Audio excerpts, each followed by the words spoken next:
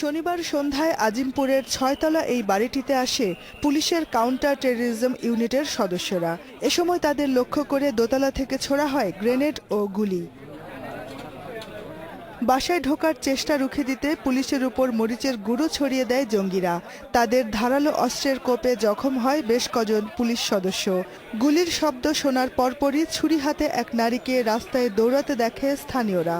শব্দ গোলাগুলি হয়েছে, গোলাগুলি হওয়ার পরে ডিভিশনের লোকে একটা পার খাইছে হাতে, তখন ডিভিশনের লোক বেড়ে গেছে আর 2জন না 4জন ভিতরে আসলো। উপরে মাদ্রাসা 3-4জন মহিলা ছিল, একজন মহিলা আহত হয়েছে আর 3-4জন পুলিশ আহত হয়েছে। এক মহিলা এলাকায় মানে রাস্তা দিয়ে দৌড়াচ্ছিল, পিছনে পুলিশ ছিল, তো তাকে গুলি করে ফেলে দিছে।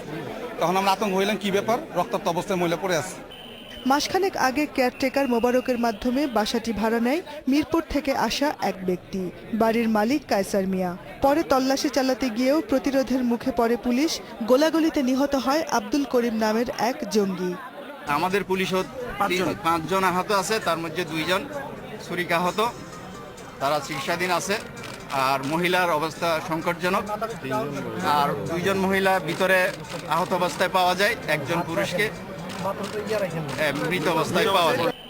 নিহত করিম গুলশান হামলার পরিকল্পনাকারী তামিম চৌধুরীর সেকেন্ড ইন কমান্ড বলে দাবি পুলিশের।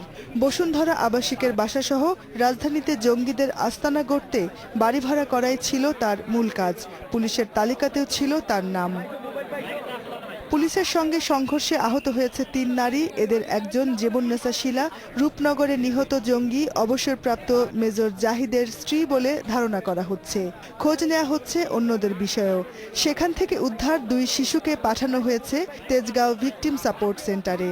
এ সময় জখম 5 পুলিশ সদস্য সহ 3 নারীকে চিকিৎসা দেয়া হচ্ছে ঢাকা মেডিকেল কলেজে। ওই জঙ্গিরা আগে বসুন্ধরাতে একটা বাসায় তারা ভাড়া নিয়েছিল, করিম নামে একটা লোক ভাড়া নিয়েছে। ওই বাসায় তারা অ্যাসেম্বল হয়ে ওখান থেকে প্রস্তুতি নেয়। সেই করিমকে আমরা খুঁজতেছিলাম, করিমের ছবিও আমাদের কাছে আছে। আজকে যে মারা গেছে তার ছবি করিমের ছবির সাথে হুবহু মিলে যায়।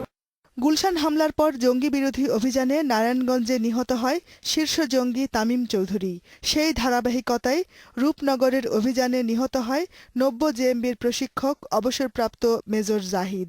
সবশেষ নিহত হল আরেক জঙ্গি করিম।